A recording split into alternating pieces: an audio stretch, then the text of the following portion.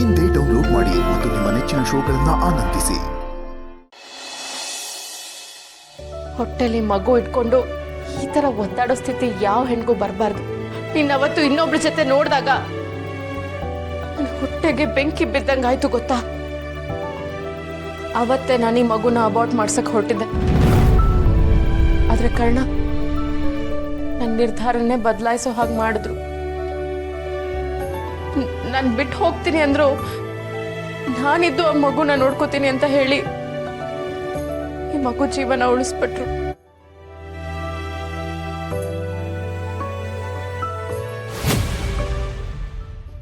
Karna sir ಇಲ್ದೆ ಹೋಗಿದ್ದಿದ್ರೆ ನಾನು ಇನ್ನೊಂದ್ಸಲ ಅನಾಥೆ ಆಗ್ಬೇಕಿತ್ತು.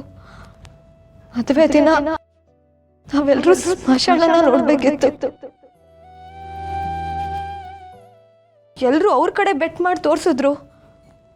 ಅವರು ಅಕ್ಕನಾಗ್ಲಿ ಅಜ್ಜಿನಾಗ್ಲಿ ಒಂದು ಕ್ಷಣಕ್ಕೂ ಬಿಟ್ಕೊಡ್ಲಿಲ್ಲ ಗೊತ್ತಾ. ಇಷ್ಟೆಲ್ಲ ನಮಗ್ ಸಹಾಯ ಮಾಡಿದ ಕಾರಣ ಮದುವೆ ನಿಲ್ಸಕ್ಕೆ ಸಾಧ್ಯನಾ?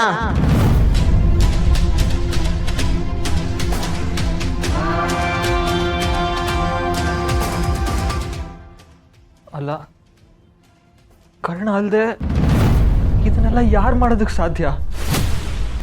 ನನ್ನ ಮೇಲೆ ಯಾರಿಗಷ್ಟೊಂದು ದ್ವೇಷ ಇದೆ? ನನ್ನ ಕಿಡ್ನ್ಯಾಪ್ ಮಾಡಿ ಹೆದರ್ಸಿ ಬೆದರ್ಸಿ ಕರ್ಣನ ಹೆಸರು ಯಾಕೆ ಹೇಳಬೇಕಿತ್ತು? ಯಾಕೆ ನಿತ್ಯ? ಅವ್ರು ಯಾರೇ ಆಗಿರ್ಲಿ, ನಾವು ಅವ್ರನ್ನ ಸುಮ್ಮನೆ ಮಾತ್ರ ಬಿಡಬಾರ್ದು. ಅವ್ರು ನಮ್ಮಿಬ್ರು ಪ್ರೀತಿಗೆ ಮಾತ್ರ ಅಡ್ಡ ಬಂದಿಲ್ಲ, 3 ಕುಟುಂಬದ ನೆಮ್ಮದಿನ ಹಾಳು ಮಾಡಿದ್ದಾರೆ. ಅವ್ರಿಗೊಂದು ಗತಿ ಕಾಣಿಸ್ಲೇಬೇಕು. ನಮ್ಗಳ ಜೀವನದ ಜೊತೆ ಆಟ ಆಡಿದ್ದಾರೆ. ನಮ್ಮನ್ನೇ ಚೂರು ಮಾಡಬೇಕು ಅನ್ಕೊಂಡ್ರಲ್ವ ಅವರು. ಅವ್ರಿಗೆ ನಾವು ಏನು ಅಂತ ತೋರಿಸ್ಬೇಕು.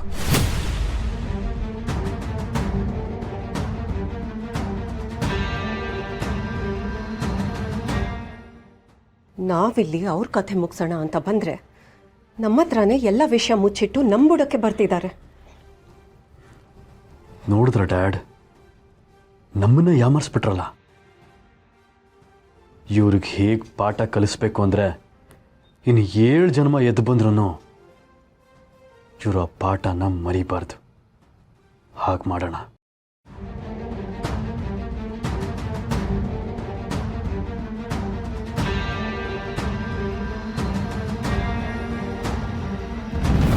ತೇಜಸ್ ಯಾಕೆ ನನ್ನ ಬಗ್ಗೆ ಹೀಗೆ ಮಾತಾಡಿದ್ರು? ಏನಾಗಿರ್ಬೋದು? ನನಗೆ ಗೊತ್ತಿಲ್ದಂಗೆ ಏನಾದರೂ ಅವ್ರಿಗೆ ಹರ್ಟ್ ಮಾಡಿದ್ನಾ? ಬಟ್ ಅವ್ರು ಮಾತಾಡ್ತಿದ್ದ ವಿಷಯ ಏನೋ ಬೇರೆನೇ ಇತ್ತು.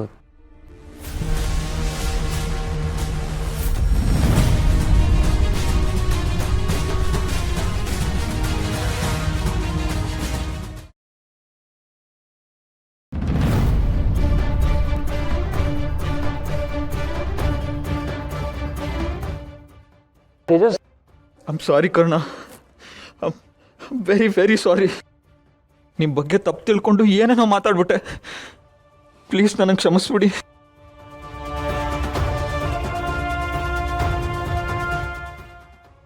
ಬನ್ನಿ. Tejas, calm down. ಕರ್ಣ, ನಿತ್ಯಾಗ ನೀವು ಇಷ್ಟೆಲ್ಲ ಹೆಲ್ಪ್ ಮಾಡಿದ್ದೀರಾ ಅಂತ ತಿಳ್ಕೊಳ್ಳದೆ ತುಂಬಾ ಚೀಪಾಗಿ ಮಾತಾಡ್ಬಿಟ್ಟೆ.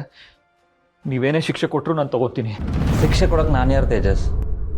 ಅಷ್ಟಕ್ಕೂ ನೀವು ಮಾತಾಡಿದ್ದು ಸಂದರ್ಭ ಮಾತಾಡಿಸಿದ್ದು ಅಂತ ನಂಗೆ ಚೆನ್ನಾಗಿ ಗೊತ್ತು.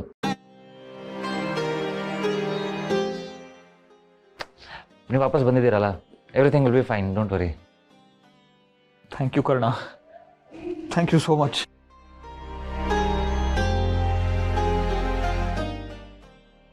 ನಾನಿಲ್ಲಿರೋದು ಅಜ್ಜಿಗೆ ತೊಂದರೆ ಆಗುತ್ತೆ ಅನಿಸುತ್ತೆ. ನಾನು ಹೊರಡ್ತೀನಿ. Don't worry, everything will be fine.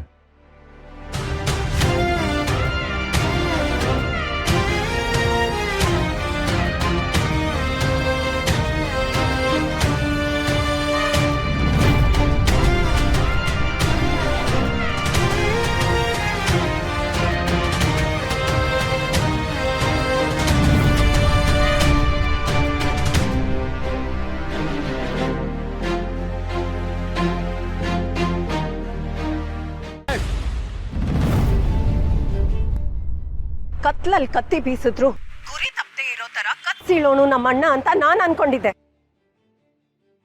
ಬೆಳಕಲ್ಲೇ ಯಾಮಾರ್ಬಿಟ್ಯಲ್ಲ ಅಣ್ಣ. ತೇಜಸ್ಸು ನಿತ್ಯ ಇಲ್ಲಿ ಮಗುಗ್ ಲಾಲಿ ಆಡೋಕೆ ರೆಡಿ ಆಗ್ತಿದ್ದಾರೆ. ಅಲ್ಲಿ ಕರ್ಣನಿಧಿ ಡ್ಯೂಯೆಟ್ ಆಡ್ತಿದ್ದಾರೆ. ನೀನು ಟಂಕ ಜಾಗ್ತೆ ಹಿಡ್ಕೊ, ನಾನ್ ಬಾಯ್ ಬಾಯ್ ಬಡ್ಕೋತೀನಿ. ಸಂಜು ಮೀಸೆ ಬೋಳ್ಸ್ಕೊಂಡು ನಮ್ ಹಿಂದಿಂದೆ ಬರ್ತಿರ್ತಾನೆ. ಏಯ್, ಹಳ್ಳಕ್ಕೆ ಬಿದ್ದಿದ್ದೀನಿ ಅಂತ ಗೊತ್ತಾದ್ರು ಮತ್ತೆ ಕಲ್ಲು ಹೊಡಿತಾ ಇದೀಯಾ? ಅತ್ತೆ, ದಿಸ್ ಇಸ್ ಟೂ ಮಚ್.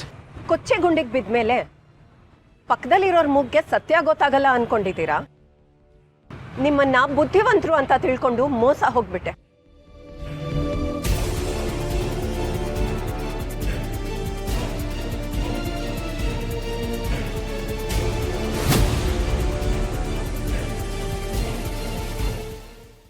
ಯಾವ ಕಾರಣಕ್ಕೂ ಆ ಕರ್ಣನ್ ಜೀವನದಲ್ಲಿ ನೆಮ್ಮದಿ ಅನ್ನೋದು ಉಳಿಬಾರ್ದು. ಆ ನಿಧಿ ಮತ್ತೆ ಮುದುಕಿ ಮನೆಯಿಂದ ಆಚೆ ಹೋದ್ರೆ ಮುಂದೆ ನಾನೇನಾದ್ರೂ ಮಾಡ್ಬೋದು. ಇಲ್ಲ ಅಂದ್ರೆ ಕರ್ಣನ್ಗೂ ನಿಧಿಗೂ ಅವ್ರ ಮಧ್ಯೆ ಇರೋ ನಿಜವಾದ ಸಂಬಂಧ ಏನು ಅಂತ ಗೊತ್ತಾಗ್ಬಿಡತ್ತೆ. ನಮ್ ಕಾಲ್ ಬುಡಕ್ಕೆ ಸತ್ಯ ಸುತ್ಕೊಳತ್ತೆ. ಇದಾದ್ರೆ ನಾನ್ ಕೆಟ್ಟೆ.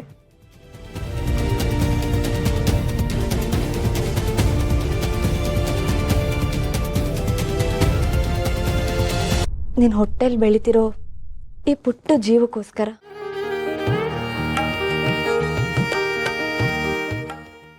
ಪಾಪುಗೆ ಅಪ್ಪ ಅಮ್ಮ ಅಜ್ಜಿ ಈ ಚಿಕ್ಕಿ ಚಿಕ್ಕ ಕುಟುಂಬದವ್ರು ಎಲ್ಲರೂ ಮುಖ್ಯ ಅಲ್ವಾ? ಅಜ್ಜಿ ಒಂದ್ಸಲ ಕಿರ್ಚಾಡ್ಬೋದು ಕಣೆ ಅಕ್ಕ, ಆದ್ರೆ ಮಗು ಮುಖ ನೋಡಿದ ತಕ್ಷಣ ಎಲ್ಲ ಮರ್ತೋಗ್ತಾಳೆ. ಆದರೆ ಶಾಂತಿ ನನ್ನ ಮತ್ತೆ ತೇಜಸ್ ವಿಷಯದಲ್ಲಿ ಎಷ್ಟು ಸಿಟ್ಟು ಮಾಡ್ಕೊಂಡಾಳೆ ಅಂತ ನಿನಗೆ ಗೊತ್ತಲ್ವಾ? ಅವಳ ಸಿಟ್ಟಿಗಿನ್ನ ಅವಳ ಮನ್ಸೇ ದೊಡ್ಡದು ಅಕ್ಕ. ಆ ಮನ್ಸಲ್ಲಿ ನಿನ್ಗೊಂದು ದೊಡ್ಡ ಜಾಗನೇ ಇಟ್ಟಿದ್ದಾಳೆ. ಅಂದಮೇಲೆ ನಿನ್ನನ್ನು ಅರ್ಥ ಮಾಡ್ಕೊಳ್ದೆ ಇರ್ತಾಳ ಹೇಳು? ಅಕ್ಕ, ನೀನೇನು ಯೋಚನೆ ಮಾಡಬೇಡ, ನಿನ್ನ ಮನೆಗೆ ಹೋಗೆ, ನಾನು ಇಲ್ಲೇ ಇರ್ತೀನಿ. ನನ್ನ ಜೊತೆ ಕರ್ಣ ಸರು ಇರ್ತಾರೆ. ನಿನ್ನ ಮನೆಗೆ ಹೋಗಿ ಊಟ ಮಾಡಿ ಚೆನ್ನಾಗಿ ರೆಸ್ಟ್ ಮಾಡು. ಇಷ್ಟೆಲ್ಲ ಆದ್ಮೇಲೂ ಹೇಗೆ ನಿದ್ದೆ ಬರುತ್ತೆ? ಅದನ್ನು ಮಲ್ಕೊಂಡ್ಮೇಲೆ ಯೋಚನೆ ಮಾಡಬೇಕು. ಹಂಗೂ ನಿದ್ದೆ ಬಂದಿಲ್ಲ ಅನ್ಕೋ, ಪಟ ಪಟ ಅಂತ ಕಣ್ಣಾಡ್ಸು, ತಾನಾಗಿ ತಾನೇ ನಿದ್ದೆ ಬಂದ್ಬಿಡುತ್ತೆ. ನಿನಗೆ ಹೇಳ್ತಿರೋದು ಕಣೆ ಅಕ್ಕ, ಹೋಗು ಅಂದ. ಏನಾದರೂ ಇದ್ರೆ ಕಾಲ್ ಮಾಡಬೇಕಾಯ್ತಾ? ಎಷ್ಟೇ ಚಿಕ್ಕ ವಿಷಯ ಇದ್ರೂ ನಿನಗೆ ಫಸ್ಟ್ ಕಾಲ್ ಮಾಡೋದು, ಓಕೆನಾ? ಮನೆಗೆ ಹೋಗಿ ಊಟ ಮಾಡಿ ಚೆನ್ನಾಗಿ ನಿದ್ದೆ ಮಾಡಬೇಕು. ಹುಷಾರು.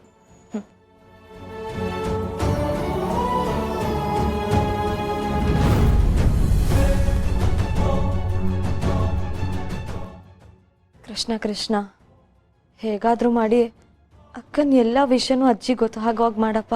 ಈಗಷ್ಟೇ ಅವಳು ಕಳ್ಕೊಂಡಿರೋದೆಲ್ಲ ವಾಪಸ್ ಸಿಗ್ತಿದೆ. ಅವಳು ಹೀಗೆ ಖುಷಿ ಖುಷಿಯಾಗೆ ಯಾವಾಗಲೂ ಚೆನ್ನಾಗಿರ್ಬೇಕು.